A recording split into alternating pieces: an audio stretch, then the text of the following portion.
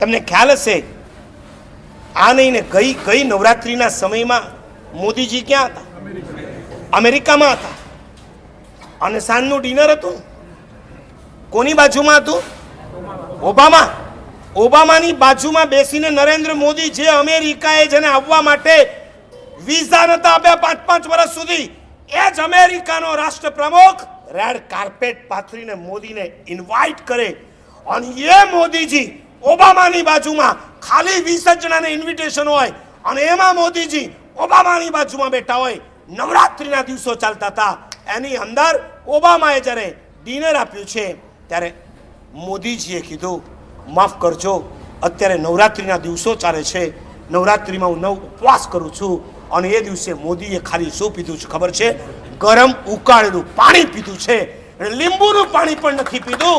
એક આટલા મોટા દેશનો પ્રાઇમ મિનિસ્ટર અમેરિકામાં ગયા પછી ઓબામાની બાજુમાં બેસી પોતાની પ્રતિજ્ઞાનું પાલન કરી શકતો હોય. નહીં તો તમારા જેવો હોય તો કહી દે, મિશેલ ભાભીને ખોટું ન લાગે એટલા માટે મિશેલ ભાભીને ખુશ રાખવા. આટલા મોટા દેશનો પ્રાઇમ મિનિસ્ટર ત્યાં જઈને જો પોતાની બાધા પાડી શકતો હોય, તમને શરમ આવે છે? તમે ના પાડી શકો? તમારા જીવનમાંથી આ વ્યસનોને દૂર કરો. ફનાફાતિયા બોલાવી દીધા છે તમારા કુટુંબના. અચાનક તમારા ડેથ થઈ જાય, તમારી પત્ની અનાથ થઈ જાય, વિધવા થઈ જાય, જે બાપ આંધળાની લાકડી જેવા તમે હતા એ બાપ બિચારો નિરાધાર થઈ જાય. 2 ને 4 વર્ષના સંતાનોને મૂકીને તમે પરલોકમાં ચાલ્યા જાઓ. કેન્સર તમારી શરમ નથી રાખવાનું. તમારી સામે ઢગલાબંધ દ્રષ્ટાંતો છે કેન્સર થયેલાના. અને યાદ રાખજો, આ શરૂઆતમાં તો એમ જ હોય છે કે આટલામાં શું, આટલું લેશે તો કાંઈ નહીં થાય. વ્યસન એક એવી વસ્તુ છે, શરૂઆતમાં એનો ડોઝ બહુ ઓછો હોય છે, પણ એનાથી જ્યારે અંદર કિક નથી લાગતી ને ત્યારે એનાથી ડોઝ વધતો જાય. શરૂઆતમાં પાન પરાગ, પાન મસાલા, ગુટકા, Rajnigandha, beer, whisky, Scotch whisky, joint and drugs, પેથોડી, એલએસડી, મોર્ફિન, કોટવીન, કોકેઇન, હેરોઇન, બ્રાઉન શુગર સુધીની વાતો ચાલતી. પાછળથી આમ કે તમને ક્યાંથી ખબર પડે? મને જ્યાંથી ખબર પડે ત્યાંથી, પણ તારા જીવનમાં તો નથી ને આ પાપ. તમારા જીવનની અંદર મહેરબાની કરીને કહું છું કે આ નાનું ગણાતું પાપ આવતીકાલે કેટલા ગણું મોટું થઈને આવશે તમને ખુદને ખબર નહીં પડે. એવા ઘણાને અમે માંગલિક સાંભળાવવા ગયા છે જેના ગળા ખુલતા નથી, જેના ગળામાં કિલોની ગાંઠો થઈ ગઈ છે, જેના ગાલની અંદર જે ખાય તો મોઢું રોટલીનો એક કવો એના મોઢામાં જઈ શકતો નથી. આવા ઢગલાબંધ લોકોના અમે ચહેરા જોયા છે. એ જોયા પછી એમ લાગે કે આપણે જીવતી નરકમાં આવી ગયા છે. બ્રિજ કેન્ડીમાં હતો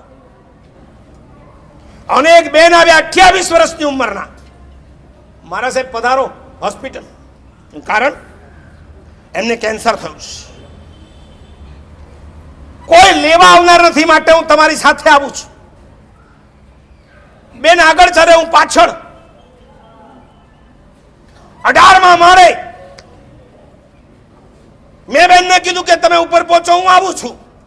મને કે નહીં મારા સાહેબ તમે પગે ચડો, મારાથી લિફ્ટમાં ના જવાય. અને 16 માળે આવ્યા પછી એ બેન મને કે મારા સાહેબ 1 મિનિટ ઉભા રહ્યો. શું છે? મને કે મારા સાહેબ અમારો શું વાંક કે અમને આવી પનિશમેન્ટ? મેં સમજો નહીં. મને કે ડોક્ટરે કહી દીધું છે કે હવે આ ઘડી 2 ઘડીના મહેમાન છે, તમે માંગલિક સંભળાવો, જાણે એની જ રાહ જોઈ રહ્યા છે. આજ નહીં તો કાલે પરલોક ભેગા થવાના. મારા સાહેબ અમારો શું વાંક?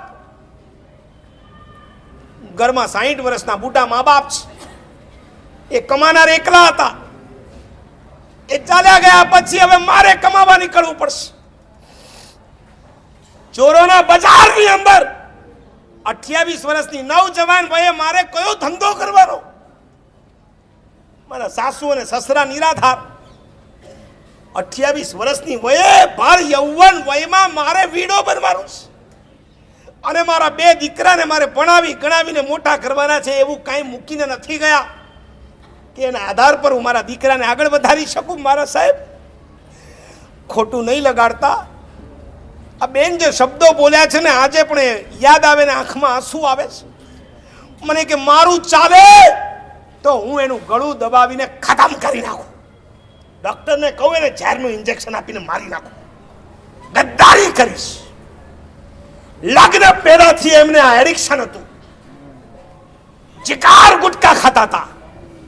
અમે ના પાડી પ્લીઝ મત ખાઓ, અમારા માટે પણ મત ખાઓ.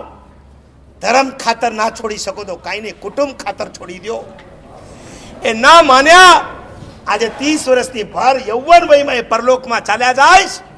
અમને બધાને નિરાધાર કરીને મારા સાહેબ ઠીક છે મારો પતિ છે એટલે તમને કહું છું નૌકાર સંભળાવો. તમારી જગ્યાએ હું હોઉં ને, મેં કીધું બસ કરો બેન, હવે તમારે આગળ બોલવાની જરૂર નથી, તમે શું કહેવા માંગો છો હું સમજી ગયો છું. અમે પહોંચ્યા, નૌકાર સંભળાવ્યા અને 2 કલાકમાં ભાઈ પરલોકમાં ચાલ્યો ગયો. મારે અહીં બેઠેલાઓને કહેવું છે, જે પેટની અંદર, હું એક બાજુ એમ કહું છું જમીન કંદ નહીં, જે પેટની અંદર નોનવેજ નહીં, આ બેને પણ એક વખત બાજુ પર મૂકી દે એવું આ પાપ છે. તમારા જીવનમાંથી આ વ્યસન દૂર થાય એવી અપેક્ષા રાખી 3જા પોઈન્ટમાં જાઉં છું.